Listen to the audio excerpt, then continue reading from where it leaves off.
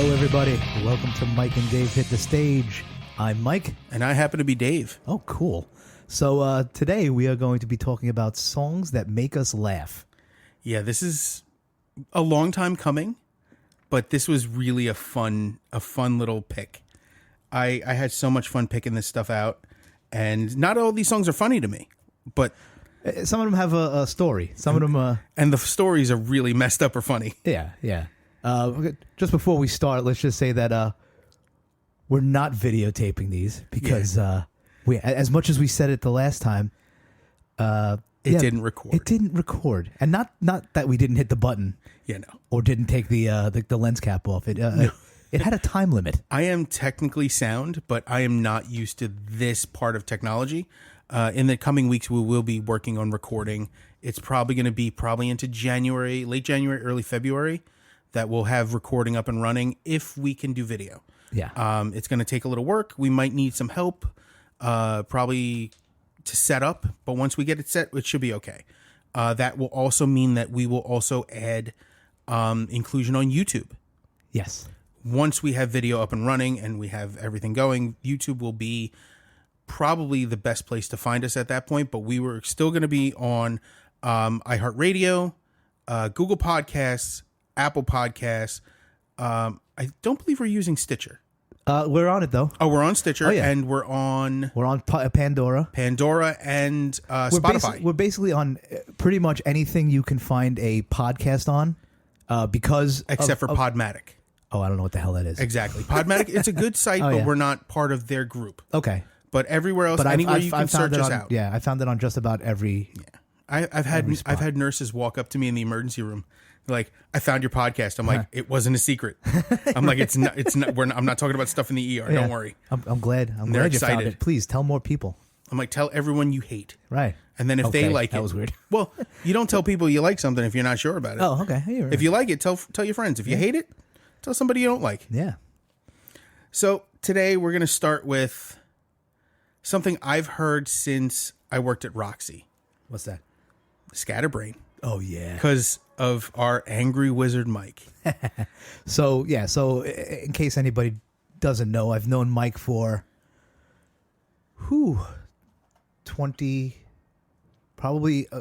close to 30 years. I met him in 1996. So I probably met him in the early 2000s, like 2002. Yeah. 1-2. Yeah. And this had been on deck since. Yeah. Like, we used to work Friday nights at Roxy together. Mm-hmm. And I'd come in and he'd already be there and it'd be something to be playing. Yeah. And this was one of those songs that randomly was on because he listens to Scatterbrain all the time. It comes up on his ride on the train to work. Oh yeah, we used to listen to this on the way to the studio because I used to drive him to the studio, and this I don't remember if he introduced it to me or we both mutually knew about it. I'm trying to remember.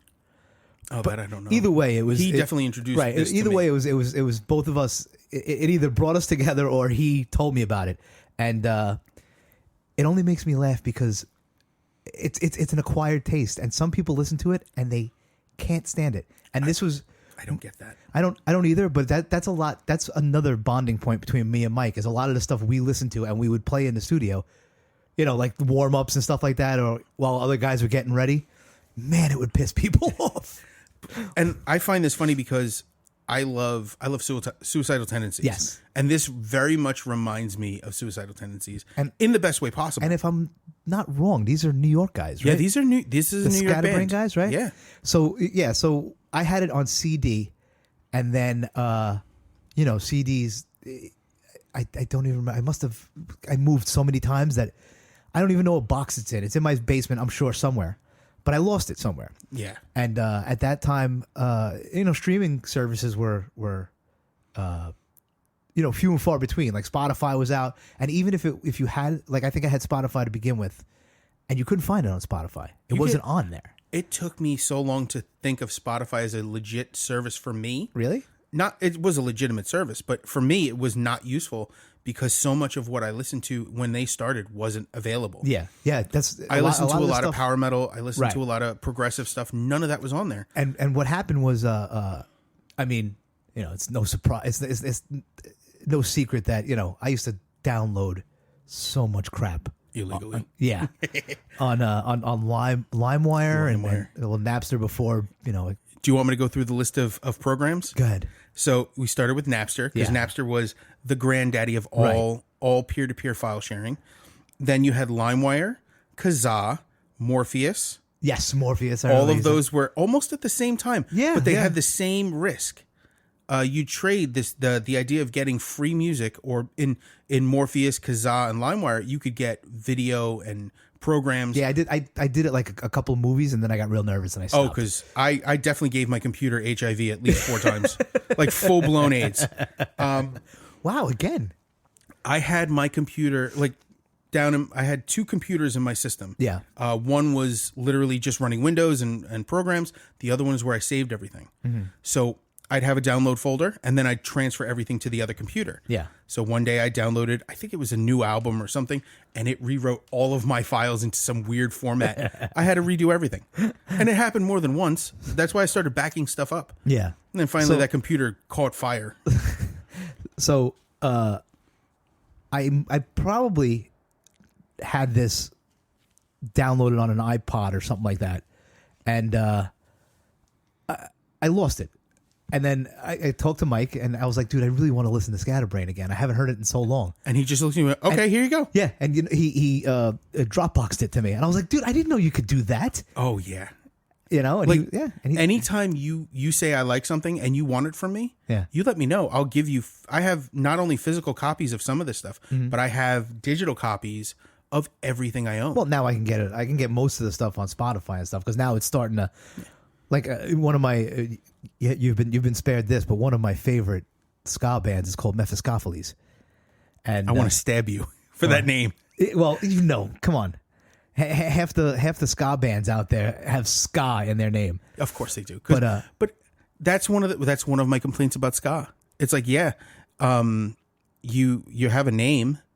It doesn't have to be the genre in the name. Right, of course. I know, but they treat it like you have to have the genre. Anyway, they just came back with they're on Spotify now, and that was one of the last ones to get in there. Like I would keep looking, and one day it just popped up, and I'm like, oh, there it is.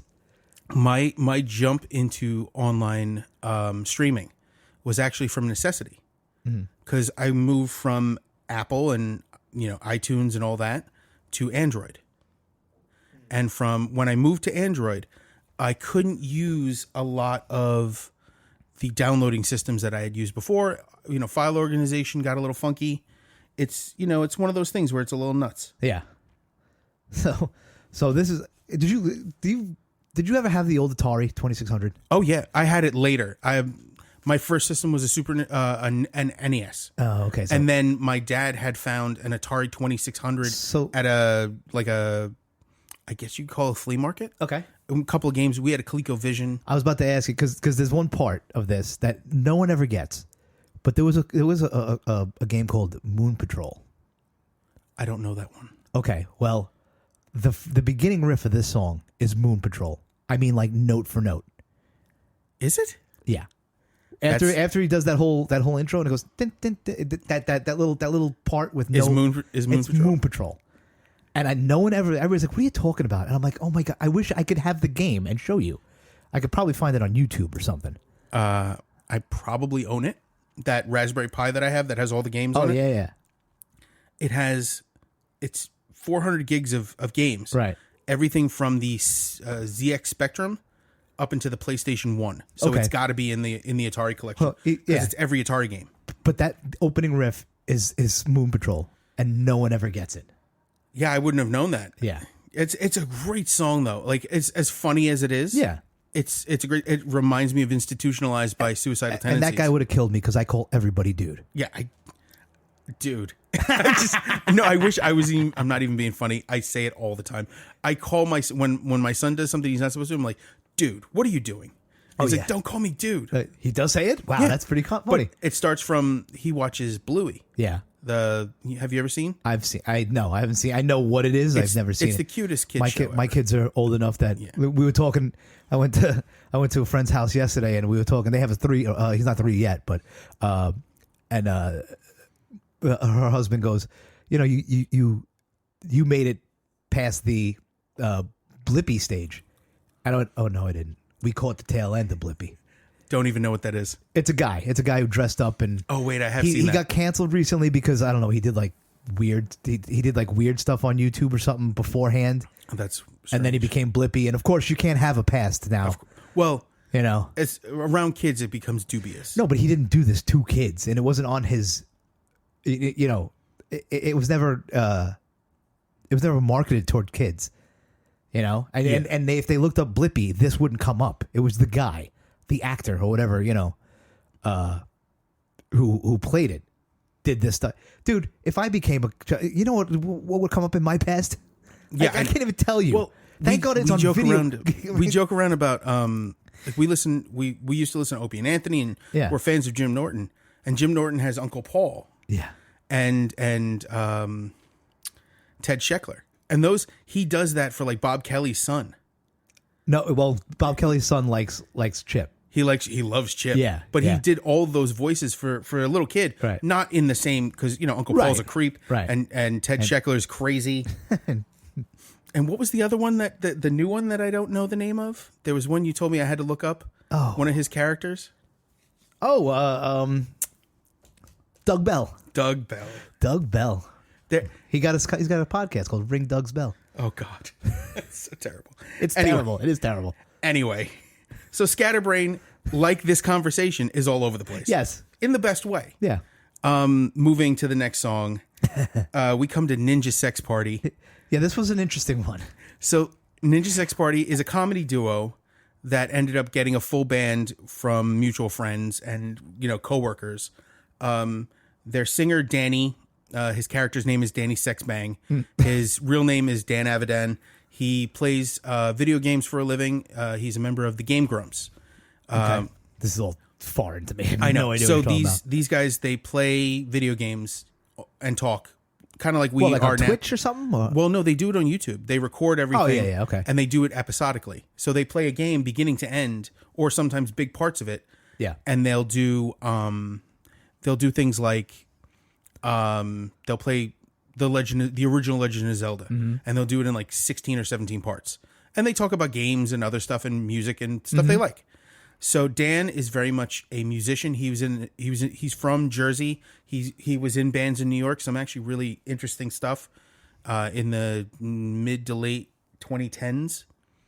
A lot of fun stuff. This is a comedy band. Him and his bandmate Brian Wecht. Okay. Brian is a PhD in math and plays the keyboards for fun. Okay. And then left. He taught at Oxford. Left Oxford to do this band, to do this full time. Is this a full time band? This is their full time jobs. Really? Well, are they a joke band? Are they? They're funny, but they're not a joke. Well, you know what I mean. I don't mean like a joke. Everything is of this level of silly. Oh, okay. Like most of their songs, they did. They've had 3 cover albums. Under the Covers 1, 2, and 3. But their covers are awesome. Right. Like Everybody Wants to Rule the World, and I forget some of the other covers. They're so good. They did Wish You Were Here by Pink Floyd. Mm-hmm. And it's so good. And they don't play it that's silly. what I mean. Like, they play it seriously. That's what I was going to say. They take music very seriously, but they do it in a silly way. Right. Like he dresses up in a...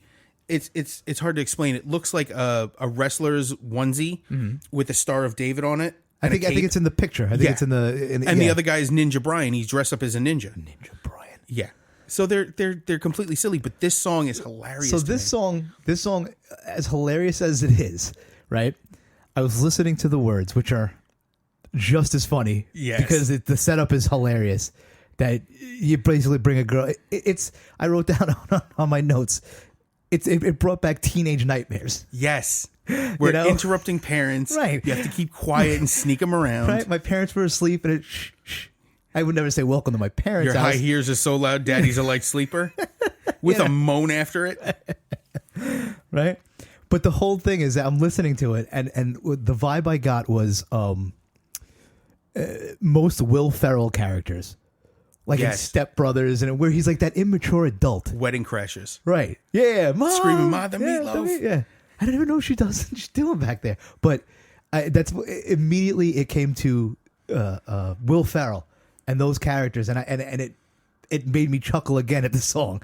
You know, not just thinking of my youthful years. Right, but also of this adult singing this. Yes, he's a year older than me. Okay. So he's now in his over 40s, 40. Yeah. Yeah, he's over 40. And the idea is that he is awkward, goofy guy. Right. He's now married. Yeah. His wife works on the same video game channel as he does. Uh-huh. They're just one big family. Danny and his wife work on it. Aaron and his wife work on it. Brian, and I think his wife does something with the channel. It's incredible. But this band, the backing band, is also another band. They're the Tupperware Party remix. They literally play like video game music, and they're really talented musicians. But they dress like, one guy's dressed like a lion, one guy's got like a traffic cone on his head and a robot suit. The drummer looks like he looks like the ABC warrior from Judge Dredd, from the Stallone Judge Dredd. Uh-huh. It's funny, but then you listen to them and they're hilarious. Yeah. And this is another one of those where you pick a Ninja Sex Party song.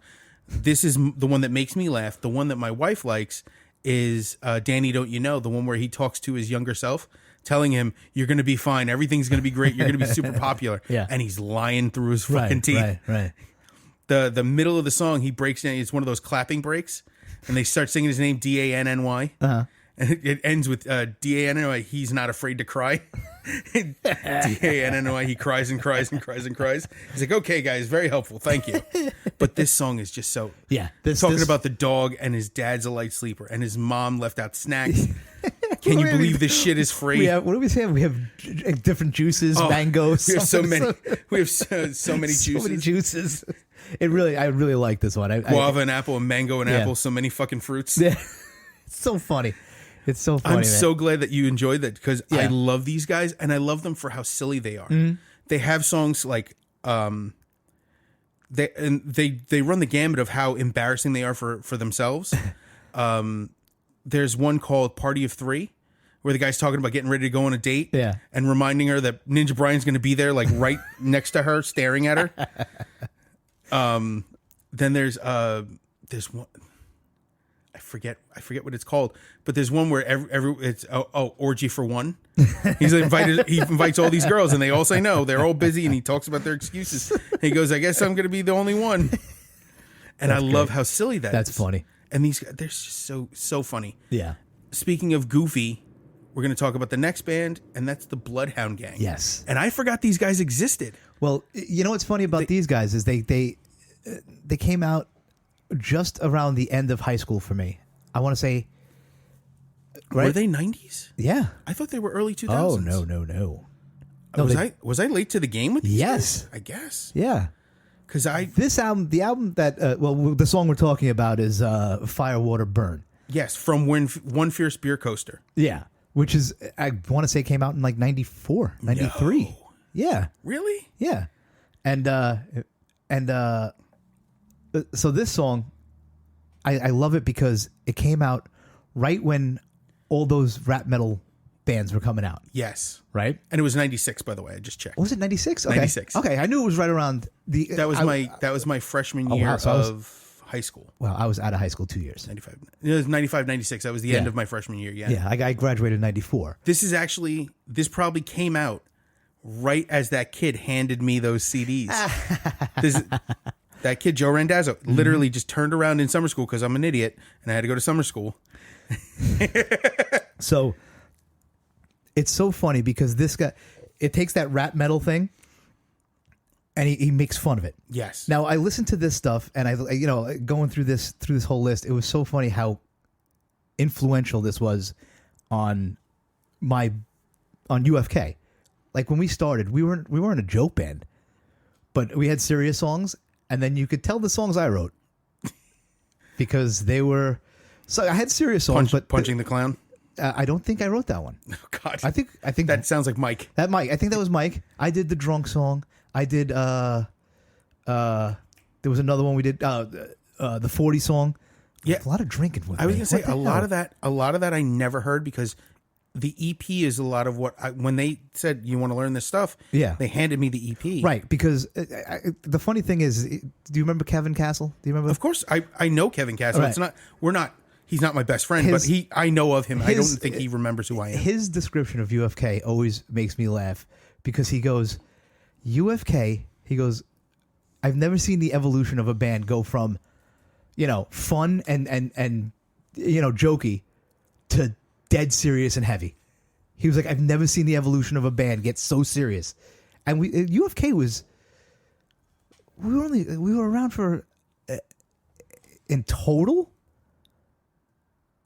5 years because we broke up and then we got back together. So it was, if you put it all together, I would say like 5 years. And we got super serious. But these songs, like the Bloodhound Gang and Scatterbrain, they were definitely, I never realized how big of an influence the jokey stuff was on me. I get that. I definitely understand that because, when we were talking about this earlier, I talked like Firewater Burn's a funny song, right? But there are other songs that are so weird. And, yeah. And I thought like the lap dance is so much better when the stripper's crying is a funny song, and it's not only funny because of that title, right? It's done on a Casio keyboard, right? And it's done with like this country twang to his voice. Well, that's the same thing with this. He's rapping, and terribly. But that's the whole point. And he's putting himself down. But lyrically, I think he's a genius. Well, what he's saying and how he's saying it is hilarious, right. And that's what makes it smart. Right. I'm hung like planet Pluto, hard to see with the naked eye. But if I crash into Uranus, I'll stick it where the sun don't shine. Come on, man. It's almost Shakespearean in its terribleness. Like it's so bad, it's almost iconic. Right. The first time, my name is Jimmy Pop, and I'm a dumb white guy. Well, he puts it right out there. Yeah. Step one, admit your problems. Right. Step two, money. So good. It is great. And also, I think they stuck around a little longer than they would have because they were also involved with those because I guess they were from there. I never realized it. But Bam Margera and all the CKY guys. Yeah, that is a very weird microcosm of music and skate culture. Well, Bam. I've been watching Bam since the beginning. I knew him way before Jackass and all that stuff. We used to have the VHS tapes. I used to have the bootlegs. I have a funny story about that. And we used to watch them and laugh crying. In fact, so much so that when Jackass came out, I was angry because it was toned down. Because Johnny Knoxville apparently was doing that on the West Coast, but it wasn't the same thing. Mm-mm. There was a definite styles clash there. And a lot of the guys from CKY were not in Jackass. Some of them would make guest appearances, but CKY itself, the band, Ryan Dunn, Chris Rabb, Rake Young, right. Brendan DiCamillo, right? The original members, right? Are they're there in flux, right? In Jackass, but not to the extent, right, that they should have. And they're not even like, hey, this guy's a star of CKY. They're background characters, which really annoyed me because in CKY they were right up front. Well, Rake Young I don't remember his real name, but he couldn't do the TV. Wasn't he a professor or something? Isn't he like a teacher or something? Chemical engineer. I knew he was. Yeah, I knew he was something he's like a genius. Chemical engineer didn't like mustard.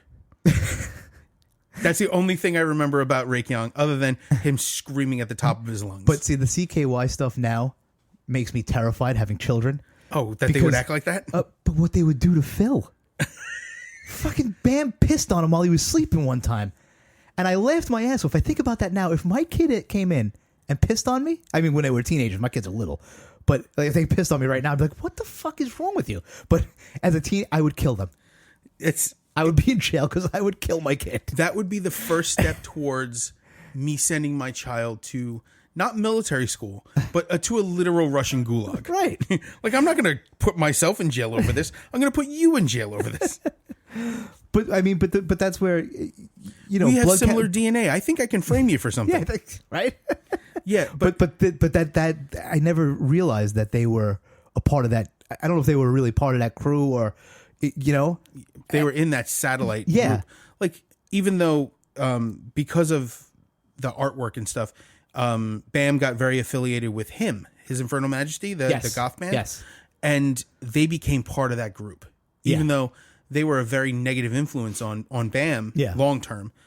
He made $1 million off of them. He literally millions of dollars off of their design, the design he made for them, and his video work that he Was did that for his them. downfall? I didn't. It wasn't his downfall. His downfall was the Alcoholism death. Well, and- it's the death of Ryan Dunn that really made him go off the rails. That was And terrible. I'm not going to say anything bad about him. He's trying so hard to straighten his life out. Well, he just got out of the hospital. Yep. And he had, I think, focal pneumonia. He had something. Yeah, he had COVID and pneumonia. Or something like that. It's multifocal pneumonia and COVID. But that's neither here nor there. Right. That's You know, I love him or hate him as a content creator or as an artist. Those videos he made for him and the stuff he did, the skate videos, were fantastic. Yeah. And that was teenage stuff. He was a genius since he was a teenager. He was very visual. His visual art is awesome. I'm not a big fan of the stuff like he's trying to do like a rap album or something. I don't care. No. And it's not the rap part of it that bothers me. I'm not. But that's, you know what's funny is you can call it gatekeeping or whatever, but I hate when what I like gets famous because it always changes. Like I would have loved CKY videos, underground CKY videos till forever. Yeah, but then you become Jackass, and then I watch. And now, don't get me wrong, I love Jackass. We haven't seen the new one. I just started showing my older son Jackass. Oh yeah, he's about the age. Holy, dude, the belly laughs from him, and I'm like, this is it. You get it. He gets it. And I love showing him stuff like this, especially now that he's getting older. And I showed him Beavis and Butthead he didn't get a couple of things. He asked. They said they were watching videos or something. Butthead said to Beavis that he was gonna play with himself later on. And he didn't get a it. video, and he didn't. But he asked, "What does that mean?" And I went, "Oh boy, here we go." Got a couple of years on that. No, I told him. Okay. But very basic. Yeah. I didn't tell him what it meant. You don't need.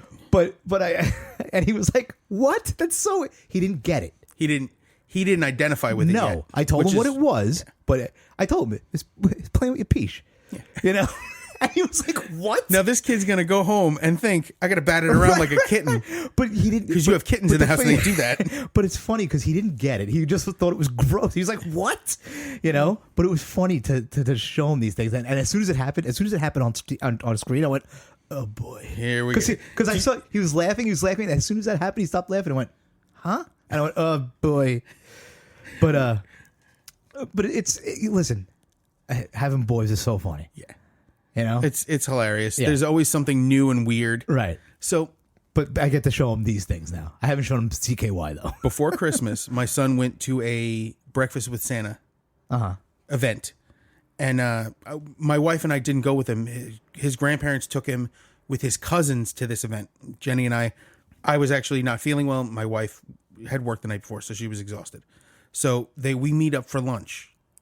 We meet them for lunch, and it's hilarious because he comes to me and says, "That wasn't Santa." I go, "Well, who do you think it was?" And he looked at me with the straightest face and said, "Probably some low-level elf." Wow. And I was like, yeah, right. If there's any proof that this is my kid, is it not amazing how the vocabulary that they use, like my 8-year-old comes out with some things that I don't even understand. Like the vocabulary they have is amazing. Well, better than I ever did when I was sponges. A kid. Yeah, they're absolute sponges. But I you know, and I believe that they're teaching them better. Yes and no. Yes and no. They make my kids read every day. I never had to read coming out of school. My kids have to read every day and write it down, and I have to sign it. Oh, that's cool. Yeah. I think my son has to too. I'm unfortunately not home. Yeah. But I mean, the reading and writing section. But I see, and you know what's funny? As much as I hate Common Core, and I understand why they do it. I understand why they do it. Yeah. I don't agree with it, but I like. Well, doesn't it just one of the things it takes away is language. Like you What do you don't necessarily need to be able to read and write in English to do the math. They do. It's problem solving. Well, there's problem solving, but it's more to, I think it's more to assist with, because the reason they use Common Core is that it crosses, because math, it's more there's visual. a universal math and then there's a common math. Right. Universal math is very much an American thing. Right. And it's very much an American method. They're trying to use the same method across all boards. But here's the thing: is it works? If it works, it works. My kids, my son, my older son, is I haven't tested him recently, but he used to be able to do like complex addition in his head. That's great. I don't mean like if you told me what's 25 plus 53, I'd have to sit there and be like, you know. And I would say no, thank you. I can give him numbers in the 10,000s. Really? And it'll take him a second, but he sits there and he goes and he tells me the thing, and I'm on my phone putting it in, and he gets it. That's crazy. So it's nuts. And I thought it was weird that my son was able to do multiplication on his own. Yeah. Like he's multiplying. Yeah. Oh. And I don't know how he learned that because I don't know if I taught him that. The times tables. Yeah. One of my sons can do the 9 times table to like 1,000, whatever. He just goes and goes and goes. And I'm like, whose kids are you? Because when I started learning the times tables, if it wasn't 5 or 10, I was a dummy. I would get to a certain point and I'd be like, you know? The irony of education for me was in Catholic school, what they did was they would force you to learn the times tables. Literally, they'd put it up on the board. Yeah. And then you'd learn it, and then they'd have you turn away, and they'd tell you 9 times 9 and the 81. But that's memorization. Yeah. That's what they did to us. But because of that, like I can visualize that in my head, and I can do anything from 1 to 12 across the board, across the grid. No, my son could go to like instinctually. He can go to like the 25th. He could just keep going. And because of computer science education, I can do exponents. Mm-hmm.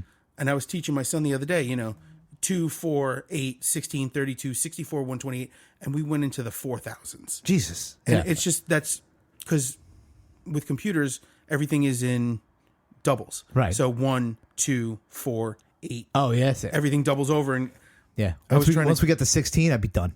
32? Mm-hmm. 32, 64, okay. 128, 256, 512, 10, 24, 2048, 4096. It just keeps going. Dave, yet again? How the fuck did we get here? We're talking about music. Why are we talking about the fucking education? That's good. Yes. Education system. Jesus Christ. Anyway, so we'll go to the next song then. Yeah, please. Check out Jackass. Check out Bam Margera. Check out Bloodhound Gang. Yeah. Well, back to music. All right. So now the next one is Benny Mardones, Into the Night. Which, by the way, you asshole. Why? What did I do?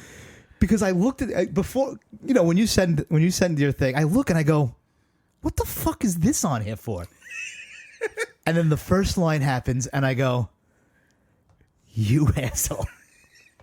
So for the record, what he's mentioning is the fact that the first line of the song is just, she's just 16 years old. Leave her alone, they say, which is the creepiest thing you can have. Which could have been song. on in an episode or two. We're doing cringe songs. Oh, yeah. And this could have been on there.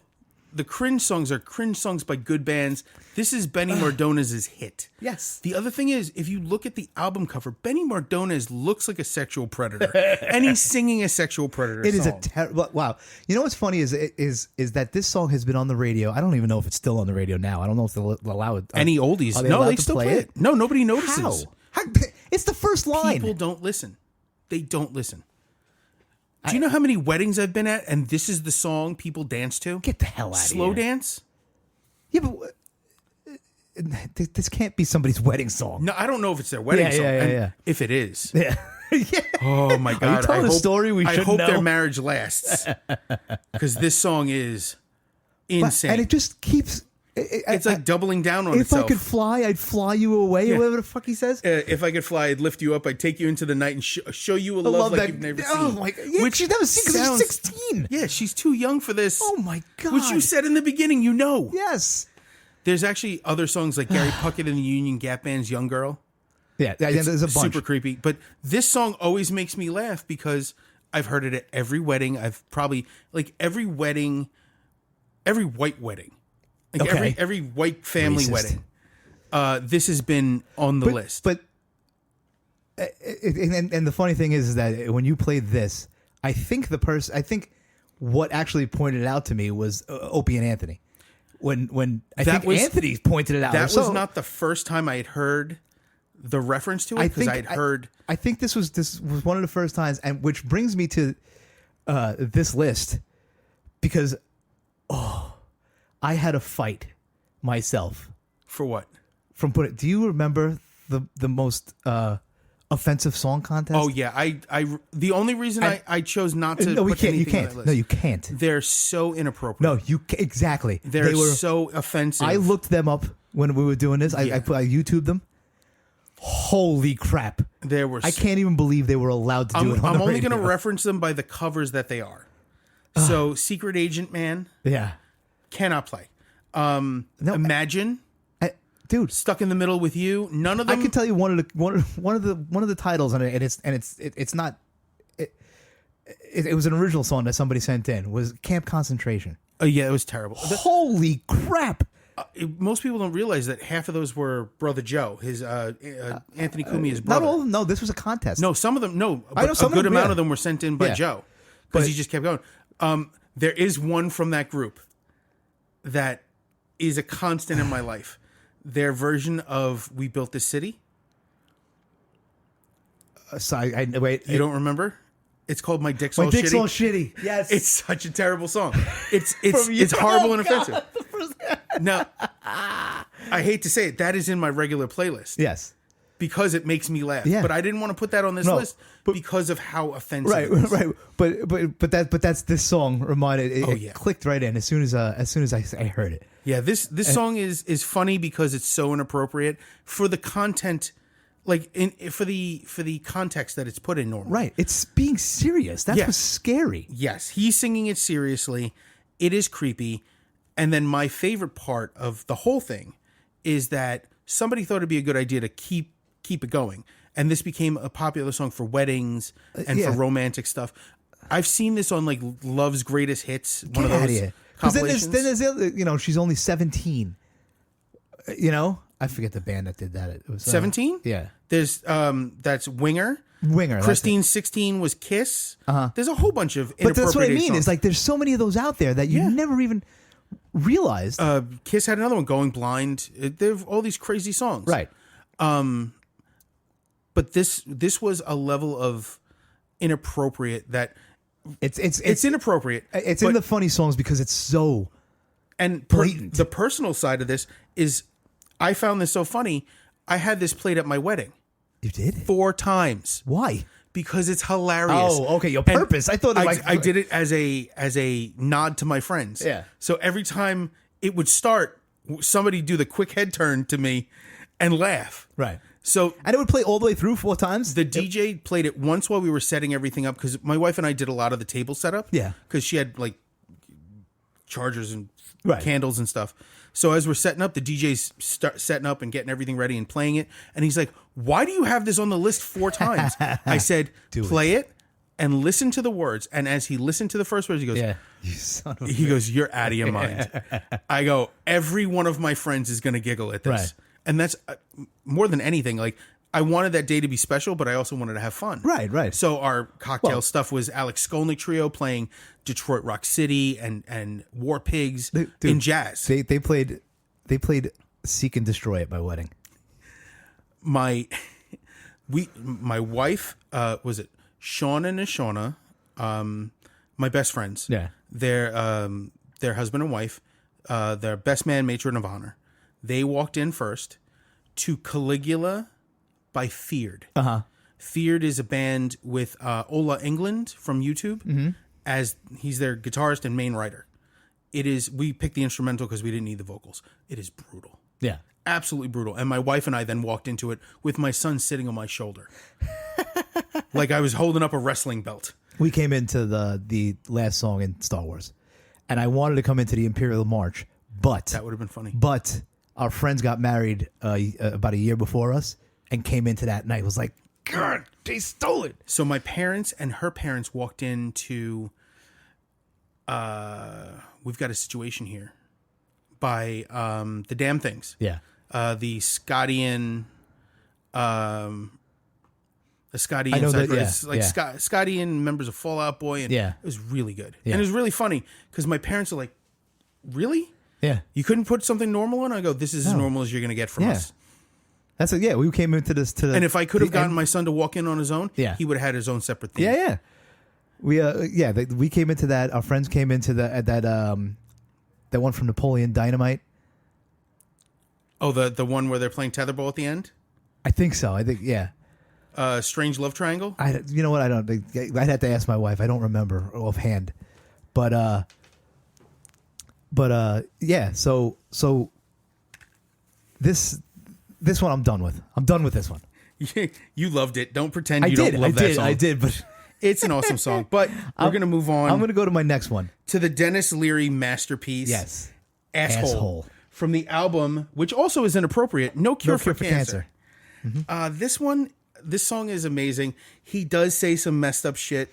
Well, you know what's amazing about this song is that it makes me laugh only because it's I've done some of those things. But he's a man ahead of his time because I personally think that now everyone's an asshole. Yeah, no, it's kind of fallen to that wayside. Being an asshole is the norm now. Yeah, you know. Bad. So, but this song back in the day, I think this came out in '96. Hang on, I will double check. But it fits so well because it was his type of comedy. 93. All right. It was 1993. Jeez, I'm all over the place with these. Usually, I'm pretty good with. Well, this is not one of those things you need to memorize. Right, of course. But yeah, he's a man ahead of his time with this one. Oh, absolutely.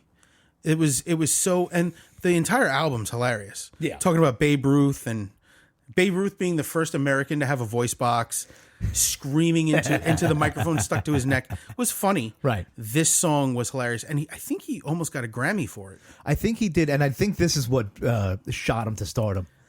The MTV vignettes, him complaining. Oh yeah, which led to this. Right? And but I mean, now he's a legit TV star. Oh yeah, he hasn't done anything. Well, no, I think he has. I just don't watch it. It's probably on one of the channels we don't have. One of the streaming services.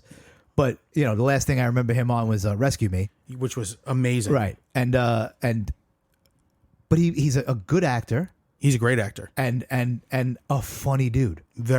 He's also in a group of guys who are so funny. Right. And he came up the Colin Quinns and Colin Quinn, Paul Tompkins, Lenny Clark, and Lenny Clark is my favorite. He became an actor also, wasn't he? On some of those shows, he was on Rescue Me, and he was also on. Was it The Squad? The police show that Dennis Leary did? I don't remember the name of that. But he did a police show, and he was also Lenny Clark was also on that. Yeah. Half of those guys ended up in like movies like I Now Pronounce You Chuck and Larry, and working with Adam Sandler.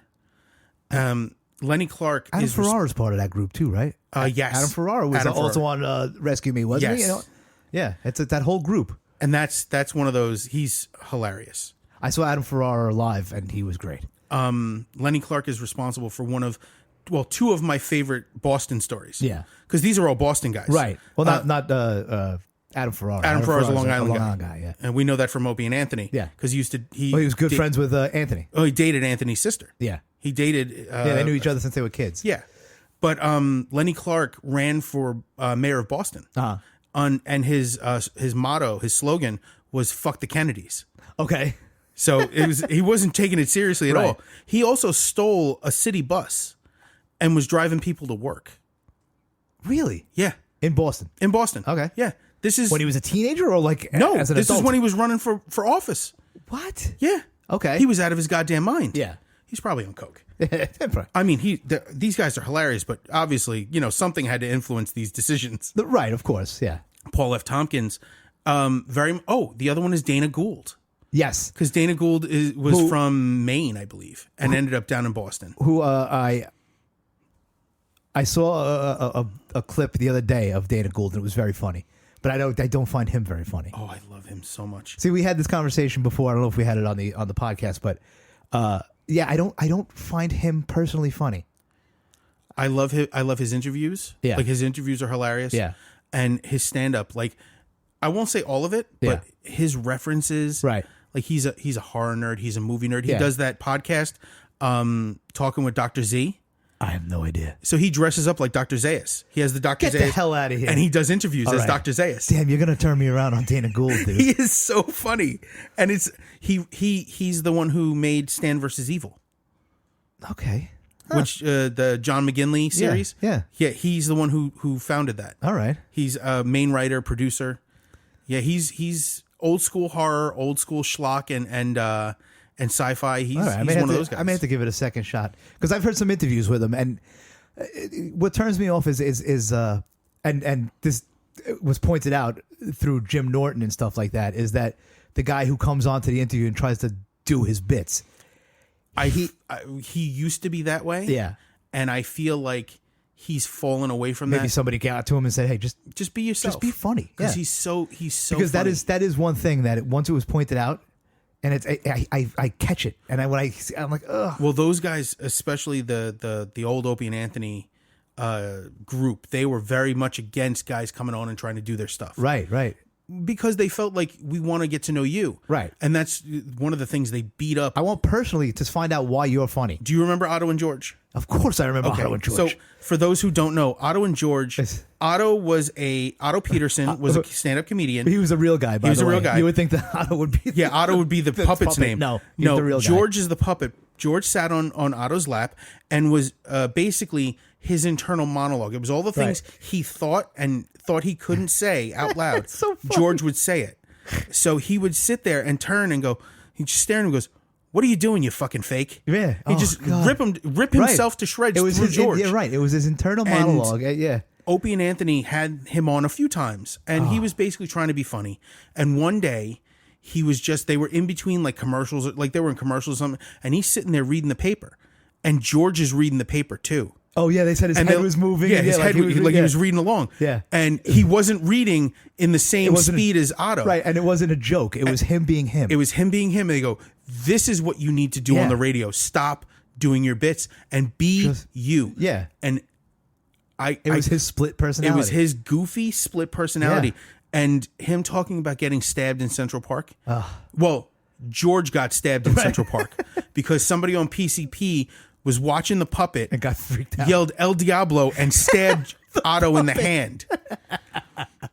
Now, unfortunately, Otto died. Otto was and he never got as popular as I think he should have. He deserved Holy the world. Holy crap! He's loved by people you would never expect. Right.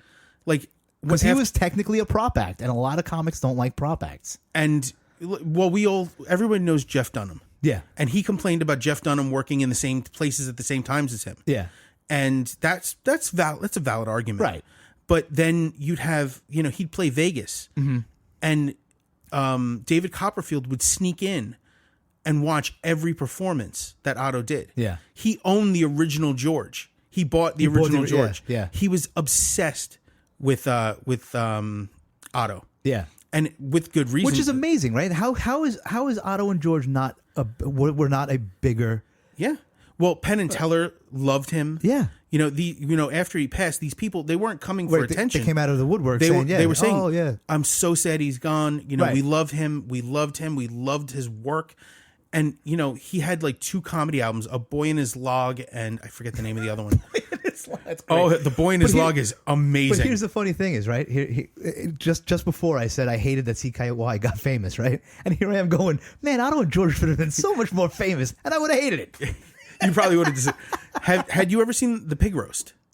I don't know. What is that? It was a YouTube miniseries of not Vineyard. It's like a little variety show that Otto put together. No, I never. He'd interview people, and make he had a guy who stuttered as his announcer, and he'd have people dancing. It's random goofy stuff. Yeah, it's just been it's nutty. Yeah, but it was so good.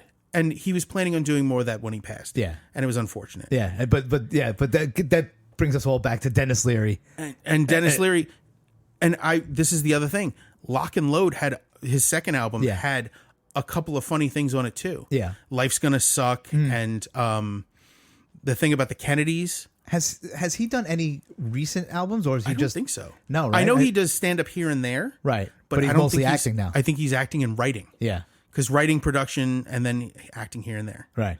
So yeah, he's phenomenal. This song is awesome. I can't believe it's this old. Yeah. It's amazing. Yeah. So now we get to the good one. Go ahead. So because this is going to be the podcast anthem after a while. Oh, if I could get this as our intro, my wife would kill me. She would absolutely murder me. So go ahead. This is House on Fire by Slam Bamboo. Now, we spoke about this a few. We have talked about this before. I can't tell you. You've made this. Now, I know your wife hates it, but when you sent me this playlist and I saw this on it, I got excited. I was so happy to see you get excited about it. And the funny thing is that the song is not funny. It's not funny. Not a funny song. But it makes me laugh because Right. of how mad it makes Right. my wife. And what makes me laugh about it is that Trent Reznor's in it. How fucking random is that? The guy who wrote Hurt plays Closer. keyboards for a song that says, my love for you, my desire burns for you like a house on fire. It is so cheesy. It is the worst song. It is, really, it's not the and worst, it's so 80s and Yeah. early 90s with the synth drums. It feels so cheesy and cheap, but it's so good. Yeah, yeah. And it's an enjoyable, like it's not a complicated song. It's not. Come on, we can get the rights to this for like $4, right? I could probably talk to the guy. Like I'm pretty sure because the way I found this was the singer had posted it on YouTube because the anniversary of the album coming out had passed, and he had the video of them playing on TV, Right. including Trent Reznor in the background, Right. looking like Trent Reznor, and the Yeah. rest of them looking like. You showed me that video. It became, I'll never listen to this song on purpose, but I'll never forget it. Do you know how many times my son will lean in and whisper, "Daddy plays Slam Bamboo," and I have to tell him she heard. Yeah. We gotta wait till she's not paying attention. We both love how mad it makes her. Like I've watched her. I've gotten her out of the bed and out of the room while laying down, just by playing the song. Yeah. Not that I wanted her out of the room, Right, it's just just funny. just to make her laugh. It doesn't Just to even make make you her laugh. laugh. To make me laugh, Yeah. and to make Devin laugh, Yeah. And it's not a funny song. No. It's not a particularly amazing song either, or it's not a particularly bad song. No, it's a meh. Yeah. It's like you'd hear it on the radio and you'd be like, yeah, this is all right. It would never get, you wouldn't remember it until somebody brought it up to you. Like I do on a regular basis. Right. But this making this part of the list, it made me so happy. I'm glad it brought joy to Yes. more than just myself. Yes. And I hope it brings joy or rage to at least one other person. Well, I know my wife hates it. You have to, because it wasn't a part of an actual list. So for this episode, please put the YouTube. Oh, Put the YouTube link for the video. for the video. So I'll add for this time I will add the link to the YouTube music playlist, Right. and this video. And this video, please. If you know what I might do, if for the ones that have videos, I might just include links to all their videos. Yeah, that's all. Because Walking on My Parents' House, I think Firewater Burn has a Yes, video. it does. Yes. I hope Into the Night does not. I think it does. It's probably one of those ones where he's singing in the moonlight or something. Ugh. Yeah. Asshole by Asshole Dennis Leary does. definitely has one. House on Fire has one. Word Crimes, Yes. the next song by Weird Al Yankovic. Does Yeah. That's your call. Yeah. I don't know if that has a video. Does it? Yeah, it does. Oh God, it does. It's not, but it's not him. It's just the word. It's the lyrics. Okay, it's a lyric video. Now, I picked this song because one, I understand where he's coming from, because I know this is going to split the audience in half, but I am a goddamn grammar Nazi. I can't stand people who don't understand the difference between because he doesn't bring this up in this song, which is amazing to me. But the two yours, your and your, And the theirs. and the theirs, and not only that, then and then. I still have problems with then and then. That then is A time. is a time, And then is comparison. right. But my brain gets confused while writing. Yeah. That's a me problem, not a like it's Right. not like I wasn't taught. But My brain just doesn't do it right. These are things that they physically annoy me. The yours, your, you Yeah. know, your, and then the theirs, I get. Right. Because those bother me. Yeah. But that's because I had to spend so much time learning how to write and how to read. And Right. I used to get, Catholic school, you get your hands hit for the wrong words. Yeah. So I get why it bothers some people. I get why it bothers me. But I've learned to be a little more lenient with it. When reading it, Right. especially in text messages, because nobody spells anything right. In as text we're, messages. well, that's getting back. As we're sitting here, I'm thinking of another one. Hour and R, ARE. People use ARE as hour. You never seen it? I've never seen that. Good for you. Because that would be like, what's Right. wrong with you? Right. Are you having a stroke? Right. Because Am I having a stroke? I don't know if it's just where we live, but I pronounce it hour, Yeah. which is also HOURE, but I mean HOUR. But I don't see people get that confused. Well, the English language in and of itself is very confusing because it's a right. mix of several languages. Right, but these are people who grew up in the United States. Yeah, but even speaking English. Yeah, well, even then, sometimes. Have you ever heard somebody from Baltimore say the name Aaron? No, Aaron. No, Aaron. Aaron. Yeah, but that's a. They're saying it. Yeah, but it's not wrong. They're not using it in the wrong context. Yeah. This is what I'm talking about. Yeah, I get that. Right. So, and the one thing I love about this song is, I mean, he's mean in it. Oh yeah, He's mean. well. Nobody really expects Weird Al to ever get angry or Right. aggressive, and he's not an angry, aggressive guy. But he can write for he's anything. the nicest guy in the world, as From what everyone hears, Right. Not according to his movie. Well, I haven't Daniel seen it yet. I Radcliffe haven't seen- masterpiece. Did you watch it? No, not yet. I haven't watched it. I heard it's. But the clips that I've seen, he right. talks about But I think that's the parody of it. Yeah. Is that he's such a nice guy in the movies about him being an asshole. Yeah. But like we spoke before we started recording, I could have made a whole list Of Weird Al songs. of Weird Al songs. All my funny songs could have been Weird Al songs. We may do a best of Weird Al. Oh. And that would totally be valid and a lot of fun because Weird Al is a fun writer. As I'm putting this one on there, I'm like, oh, I want to also put this one on, and I also want to put this one on, and I'm like, all right, just pick one. So I picked this one only because I agree with what he's saying. Yeah. It's a funny song and it's a true song to me. I mean, some of the things he says, I'm guilty of. Like So- I say who instead of whom and all that stuff. But Well, those are the who and whom are because who became a word after English yeah, because we shorten words. yeah, Do you know why we shorten words in the English language? Why there are less letters than lazy. No. So when you used to do printing, offset printing for newspapers and stuff, Yeah. they paid by the letter. So so the we word take- color now took out the doesn't have a U. U. Yeah. Aluminum is missing a whole bunch of letters. Aluminium. Aluminium. We use the H in herbs and herbs. Yeah. But it's not said because we started shortening words. Whom became who. There are a whole bunch of words that didn't exist. Through, the word through became THRU because THROUGH. I always thought that was. Thruff. I thought that was improper English. THRU. I would THRU never use it that way. has become common speak. Really? Yes. But because we use it for like drive-through, because it's a hyphenated word and we use it as a colloquial. It's an actual word now. It's a real word now. So it's in the dictionary. It's yes. There are so many words that have been added to the Oh, I dictionary. know. And it's I know. not that they're invalid. It's just that because we use them so often, Right. they've become part of this language that we all agree upon. Mm-hmm. But traditionally, in the traditional language, it doesn't come from the Germanic, Latin, or Anglican languages. right. You It's know, it's a truly American language. Like there's so much of our language. If you understand Latin, you understand a third of all. Right, like Spanish, Italian, right? And French? Or is French It's a Romance language. Yeah, right? It's Spanish, French, Italian. right? Italian, and then Latin. you have Latin, which are all those are all connected, and Portuguese. Okay, yeah, yeah. Portuguese and Spanish kinda are like very close. Spanish and Italian almost. Yes. Yeah. So those are all very And close. then you got German. German and English. It's German, Norwegian, English is not part of that? Dutch.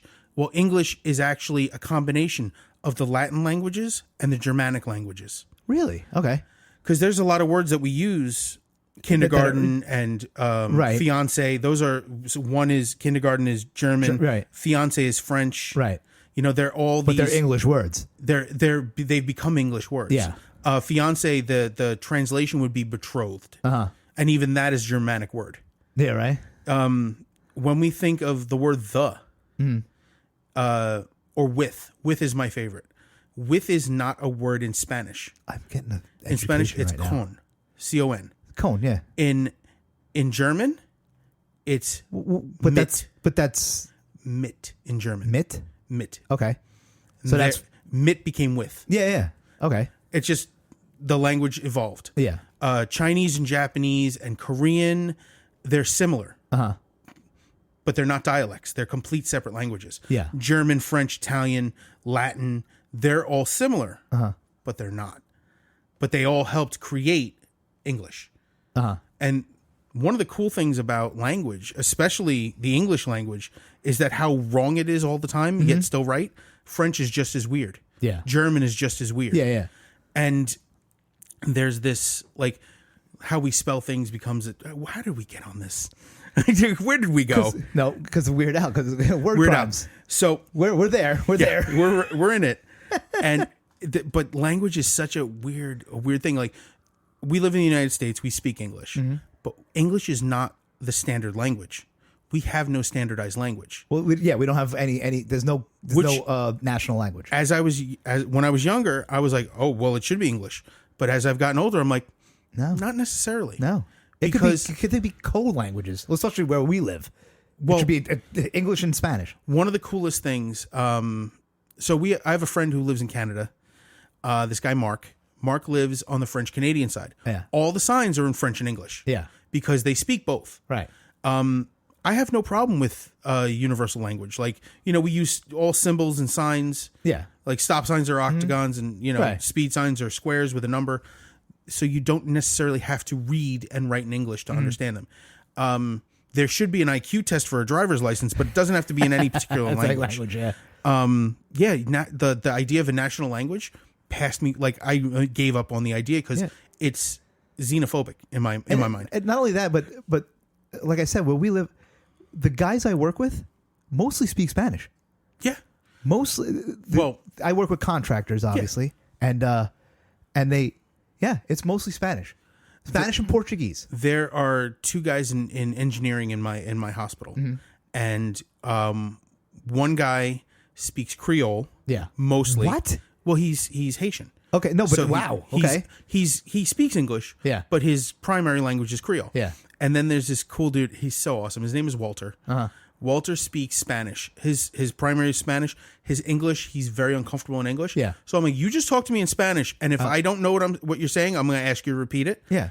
But I'm going to try. Yeah. And he understands my English Right. well enough. Right. So when we talk, he talks in Spanish, I talk in English. It confuses everybody. Yeah. I'm like, this is the way language should be. But if we could translate fast enough. Oh yeah, that's why I wish, they start language early. Like my kids have been taking Spanish since I think first grade.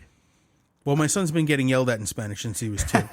but they didn't give it to me until high school. No, I think I took it in middle school.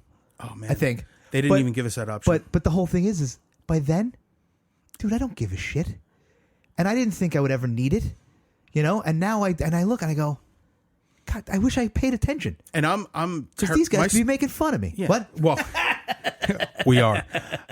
One of my things is my Spanish is terrible. My English, unassisted, would have been terrible. Right. Like I had help with Right. language, so without that help, I'd be a stuttering, stammering mess. Right. So in Spanish, I am a stuttering, stammering mess. Still, huh? Yeah. No, that's something because it's not. It's because I have to Think about it. then translate it, then attempt to say it. So it's like a 3-step process. It takes longer for me to get one sentence out than it would somebody else to speak an entire paragraph. Yeah. So for me, if I can get it out in as few words as possible, it works. Otherwise, it's going to sound like garbage. Yeah. And it's the language. I mean, Spanish is a beautiful language. I understand Spanish. Yeah. Somewhat. Like I have a decent Well, understanding. you're like my wife. You're like Mary Jane. She, she can understand it. She can't speak it. But she can. I have not well. Like I can get my point across to a patient. Yeah. But Right. That's kind of Yeah. what Mary Jane is. But the fun part about having you guys around, you, Mike, my wife, is that, man, don't think that you're getting over on you. Yeah. We all know your cool nickname. I know Listen, we all know you're not a Jewish guy named Marty Cohn. It's one of my favorite jokes. But the funny thing is that I remember at Castle Heights all the time. I would be there, and then we turned to Latasca. Latasca, because I wasn't with Mary Jane when it was. But we go there, and we'd hang out with Frank, and the Spanish guys would talk.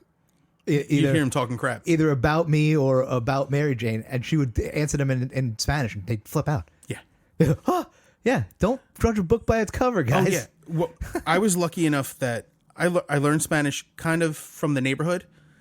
Like, because around here, there's a lot of Hispanic. There used to be a lot more Puerto Rican in this neighborhood. Yeah. But I didn't learn from them. I learned it from the Mexican guys I worked with. Yeah. So my Spanish is very much in the Mexican dialect. Yeah. So when I speak Spanish, the guys at work look at me like, wait, you're Puerto Rican. I'm like, yeah. But you use Mexican words. Yeah. I'm like, yeah, that's just how I learned. See, my father-in-law for Mary Jane told me for a while he would only talk to her in Spanish. If you know what, if you get your point across, Yeah. I as long as you get your point across, Right. who cares? No, but he would do it on purpose to To make sure that she knew. Yeah. I wish my dad had done that more with me. Yeah. And it's not his fault; it's my fault. Yeah.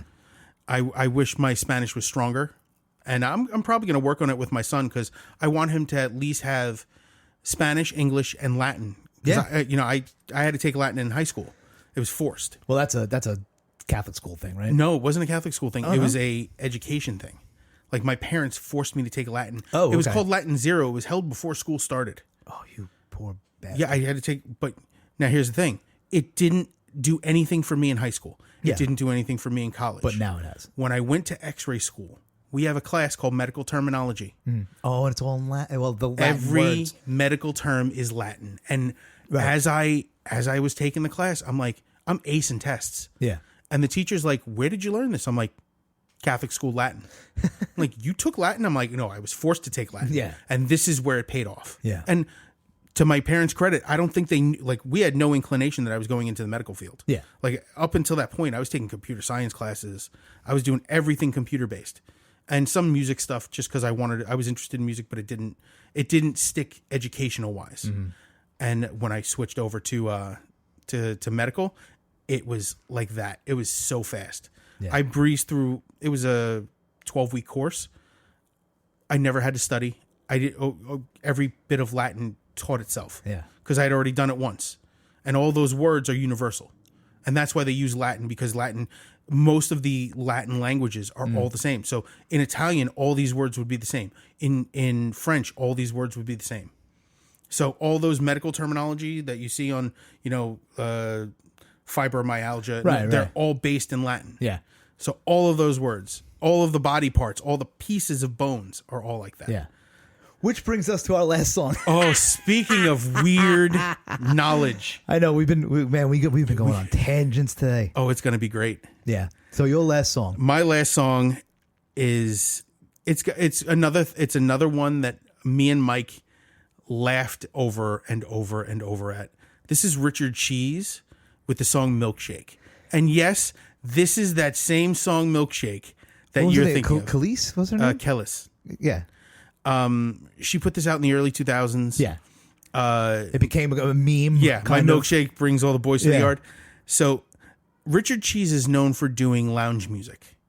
And he got famous because of the movie Dawn of the Dead. Because he did a lounge arrangement of Down with the Sickness. Yes. Okay. And it Now, was okay. it was so good Yeah. and it's so stupid, but so good. His covers, because he only really does covers. Yeah. They're so funny. Gin and Juice, Yeah. Milkshake, Probably anything you could think of. Your he Own probably Personal did it. Jesus. Didn't he did a Rage Against the Machine? Didn't he do Oh, Killing in the Name of? He did an album called Lounge Against the Machine. And it's all I don't know if it's all. Oh, okay. But he did a lot. Right. He did a whole bunch of weird ones. yeah. But this always made me laugh. It's short. It's under a minute. It's 52 seconds. Was it 50 or 49? It's Yeah, I remember. literally 52 I remember looking seconds. at it and going, "Oh, all right." But it's so funny. Right, because he doesn't do the whole song. He just kind of does the hook. Yeah, he does U2 songs. Yeah. I forget which song it is.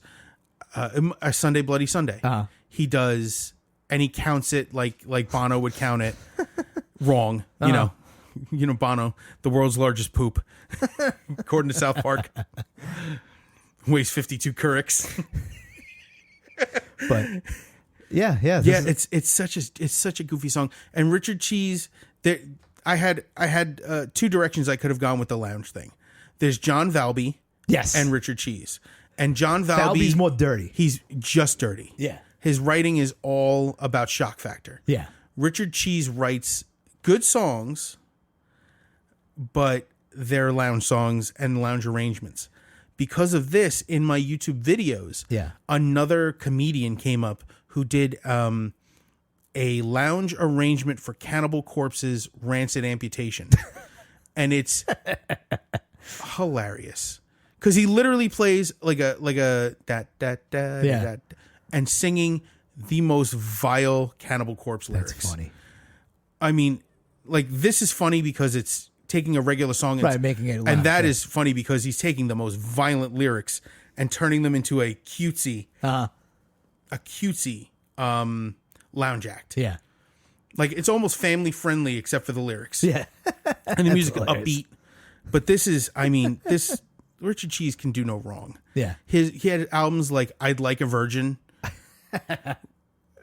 You can't go wrong with that. Lounge Against the Machine. They're so silly. He did Madonna songs, Kellis, U2. I think he did a Metallica song. I'm sure he has. He's so goofy. Yeah. But yeah, this is the kind of crap that makes me laugh. Yeah. Yeah. This was a fun one. I want to say, check out Ninja Sex Party. Check out Scatterbrain. You know, the guys who aren't really known. And Richard Cheese. Everyone knows Weird Al Yankovic, and if you don't, go look him up because Weird Al Yankovic is an icon in music. Forget as a comedian, as a musician, because he's an accordion player. And it's funny you picked this song because you identified with this. Yes. I'm as a fat man. I identify with fat. Eat It and Fat, the Michael Jackson songs. And I love that the fact that he's asked everyone he's ever covered a song for permission. Yeah. And usually they say yes. And Prince didn't say Prince yes. said no. And Coolio had said no and then changed his mind. Yeah. Because he realized that Weird Al wasn't going to be... He wasn't making fun of him. He wasn't making fun of him. He was making fun of something else using his song. Right. And that's the thing that always made me love Weird Al, because he never made fun of the song he was singing. He made fun of another thing. Right. And like, I think he did American Pie, but about Star Wars. You're wrong. Huh? Smells Like Nirvana is about Nirvana. Well, it's Nirvana. I have nothing good to say about Nirvana. But do you know why? You have nothing good to say about Nirvana? Okay, Nope. we're gonna put a pin in that one. But I think only Dave Grohl. I think he did that because I think Kurt Cobain was so head over heels that he wanted to do a song. Oh, he let him. Nirvana song. He probably let him That do he whatever. probably like, dude, make fun of us. He might. I don't know.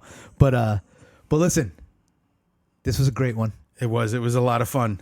I want to tell you guys, please reach out to us, give us suggestions, let us know what we've said wrong.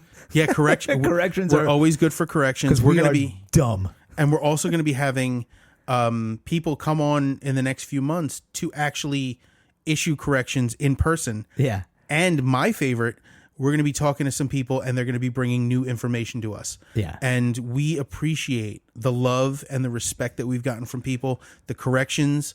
Everyone's brought them to us happy. Right. And even if you're not happy with us and you want to correct something, please let us know. We love to hear from people, you know. And we want to get things right. And even if we're wrong, we're perfectly comfortable letting the world know we're wrong. Dude, I'm wrong about a lot of things. Yeah, I see the way you dress. And that's coming from me. So our email address is hitthestagepodcast@gmail.com. Yes. Our Instagram is at hit the stage podcast. Yes.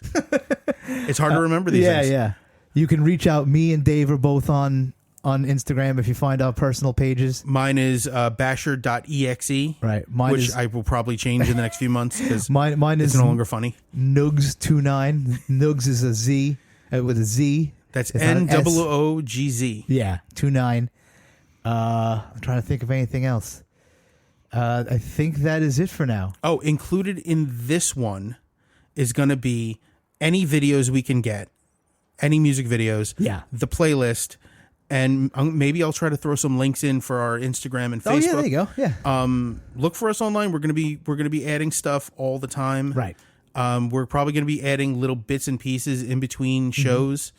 like we record these in batches, so they're not going to be 100% up to Right. date. For example, today I wanted to talk about the new Metallica, but listen, not today. I mean, today in this batch of shows we're doing. But we don't have a topic for it yet. Listen, if I said the new Metallica now, this is going to be like a month and a half or 2 months after There could it be came another out. song coming out. Yeah, it's going to be a rock and roll roller coaster for the next couple months. So this is what episode are we on? This is episode 10? This is episode 10. Wow. So we're 10 in. I'm having a great time. This has always been a blast. Continues to be a blast. Yeah, and listen, we're still improving. I know we need an opening song. We're working on that. Oh, I'm working on it. It's not good, but I'm working on it. And yeah, I think that's it for now. If anyone has any suggestions or ideas, like I said, we're working on video. We're working on an intro. We might even work on an outro. Yeah. It's probably just gonna be me farting into a microphone. Not this one because I put it to my face. And hearing from you guys is awesome. I can't tell you how many people I've heard from my past. From it's amazing. It's amazing, and the participation is awesome. Yeah, Thanks, guys. we love this. We love you. Take care of each other. Take care of yourselves. Hail Halford. As always, love you guys. Bye.